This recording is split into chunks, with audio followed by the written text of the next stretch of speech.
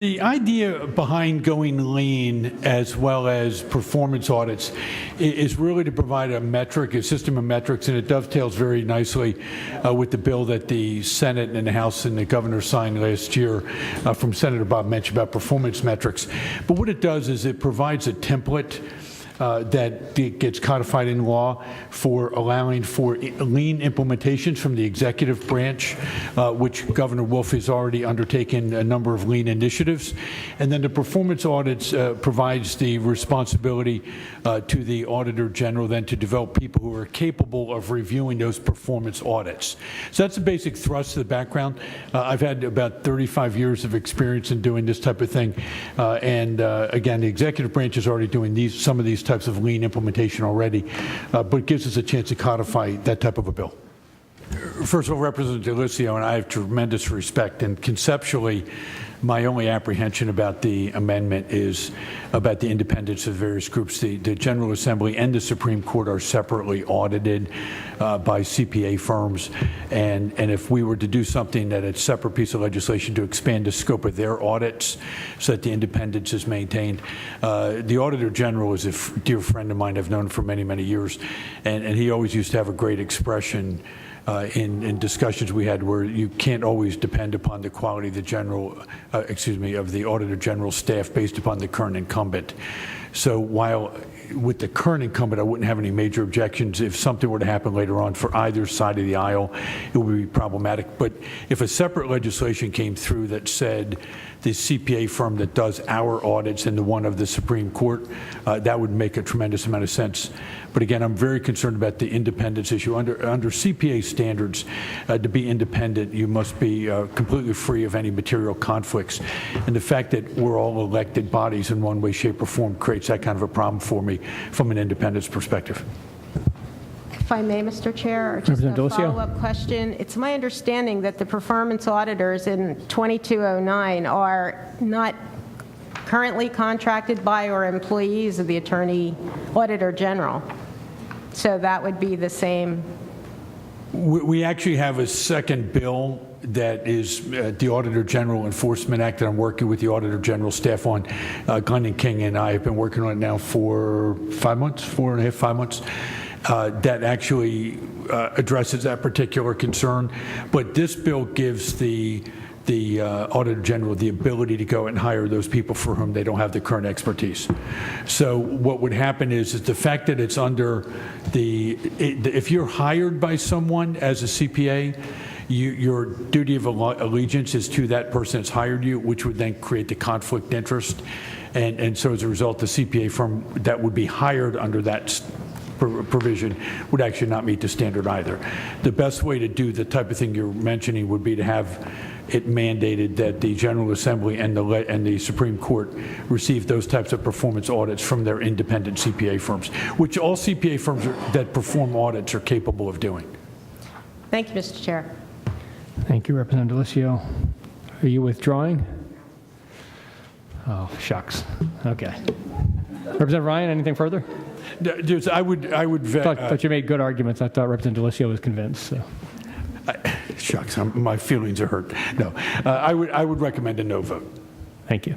Any other members on the D'Alessio amendment? Representative Bradford.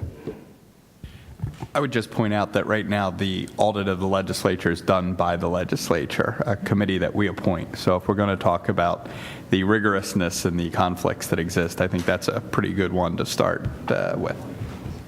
Representative Ryan. That's actually not accurate. There is a CPA firm that does an audit of the legislature. The LAC is overseen by the legislature. And again, that's the part where I mentioned to Representative D'Alessio that if a piece of legislation would be separately provided, that would require that. That's an entirely different issue. And in terms of transparency and the ability to go to accounting controls, I wouldn't object to that. But it goes beyond the scope of this. Representative D'Alessio withdraws. Thank you, ma'am. So Representative D'Alessio withdraws A07434. So we have House Bill 2209, the Ryan bill before us with the Ryan amendment and the Grove amendment adopted. Any comments from any members or questions on the amended version of House Bill 2209? Representative Daley.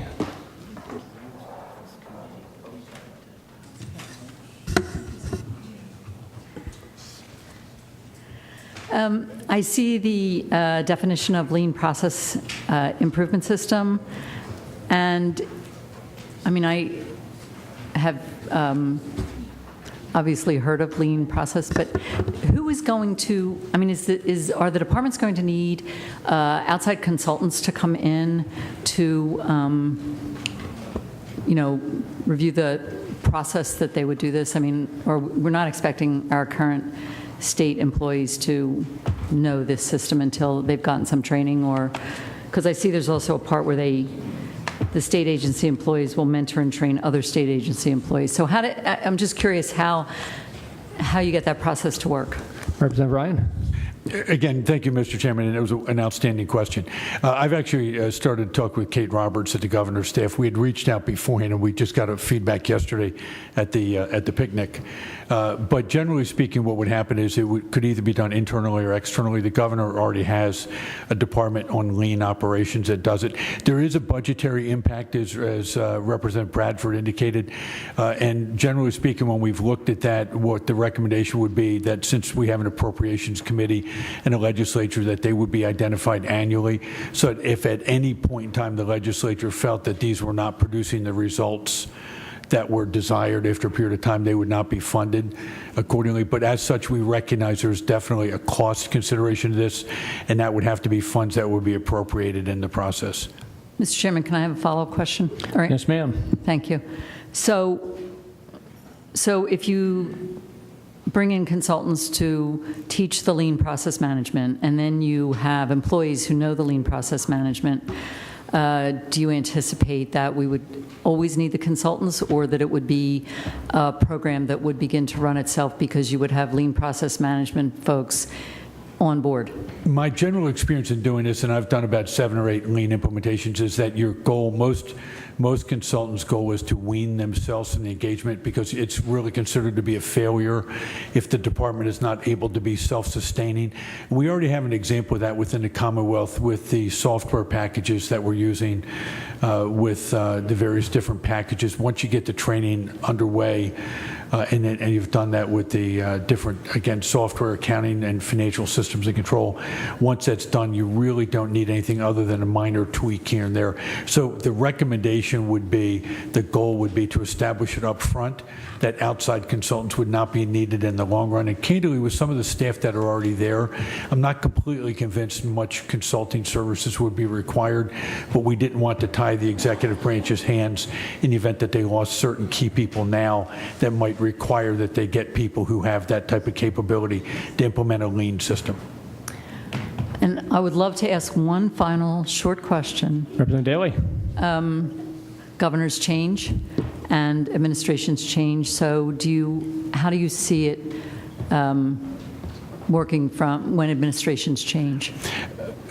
Lean systems are a mindset, and it starts with the legislation and the legislative intent. And from that comes the basis of the cost drivers. And so inherent in any of that, it would be based upon the requirements of all 3 branches of government. But if the new administration were to come in and say they didn't feel as strongly about it, it would be up to the legislature to determine how hard they pushed in the process.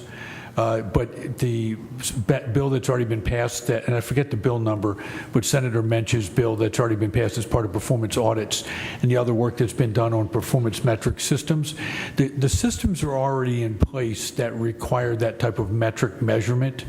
And the Independent Fiscal Office is the body that's currently charged with putting some of those into effect in concert with the executive branch and the legislative branch that would serve as the framework. The governor would obviously, as an elected person, would always have the ability to circumvent it in one way, shape, or form, and it would be up to the legislature then to determine how much they're willing to deviate from the particular letter of the law that's been passed. That was a very interesting answer. Thank you. Thanks. I hope it was good.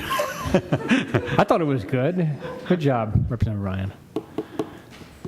Representative Fitzgerald had a question, I believe. At least one question, maybe more. Thank you, Mr. Chairman. I'm just curious, if I understand this correctly, this is a pilot program proposed by the legislation?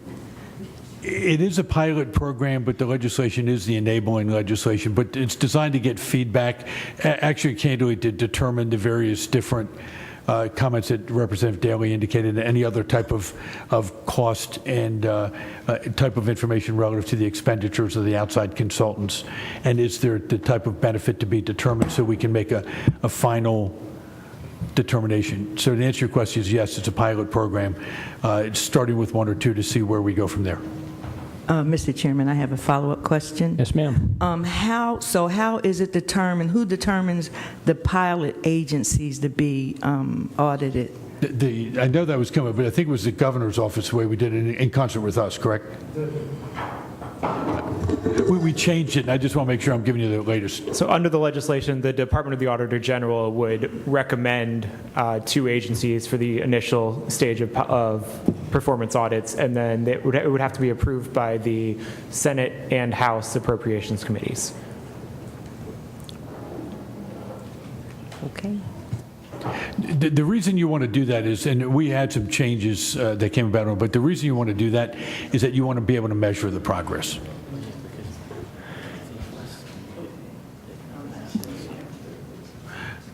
We actually, I'm sorry, go ahead. Thank you, Representative Ryan. Yes, sir. Thank you for the good answers. Representative Fitzgerald, did you have any other questions, or is that?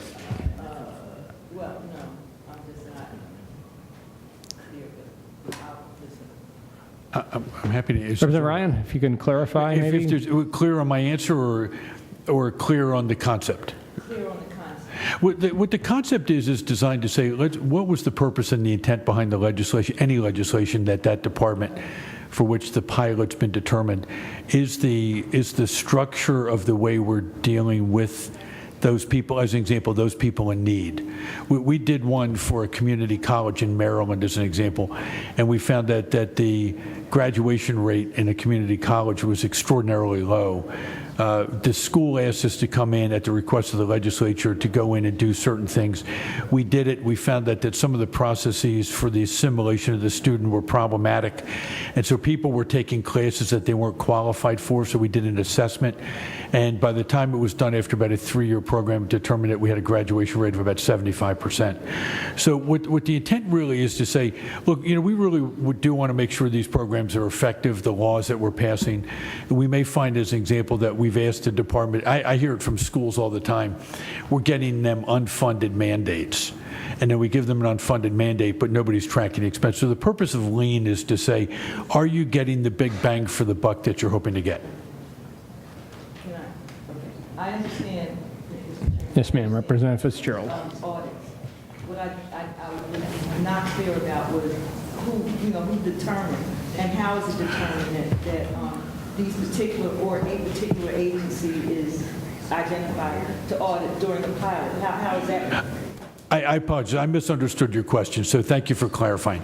What the issue would be, as we do currently with the Auditor General now, the Auditor General goes out and does an audit, and that work that you had done with me in the first year of my first term, which was the old House Bill, God bless you, House Bill 453, that was incorporated into the fiscal code, which said that the Auditor General's audits had to be responded to. That's under the same framework, so that when we get the Auditor General's audit, he or she would give a list of findings, and the department then could say, I disagree with those findings. So it's an iterative process of back and forth where an audit response would be done from part of the management report, and that would then receive, as it's currently structured, would go to the Appropriations Department, minority and majority leader of both the House and the Senate, for final review and determination of whether or not the program is effective.